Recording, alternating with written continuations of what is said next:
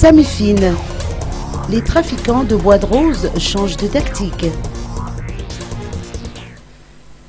Le blanchiment d'argent désigne le recyclage des produits du crime, a tenu à préciser le professeur Jean-Claude Rezaranein, directeur général du service de renseignement financier au Samifine, au cours de l'atelier organisé par la coalition de plaidoyer Lampogno dans le Mamabé.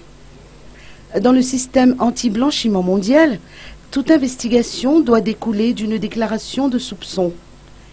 Les dossiers des exportateurs de bois de rose qui sont parvenus au Samifine concernent des exportateurs qui disposent d'agréments.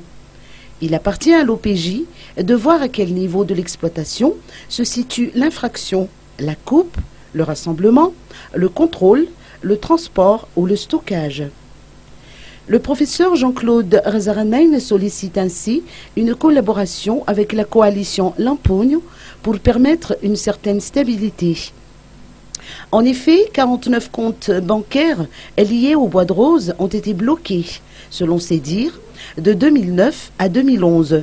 Mais une telle mesure a été levée par la suite. Depuis 2012, aucune déclaration de soupçon n'a été transmise au Samifine. Les opérations financières en matière de bois de rose ne passent plus par les banques. Les trafiquants utilisent d'autres tactiques, selon les précisions du professeur Jean-Claude Rezaranein.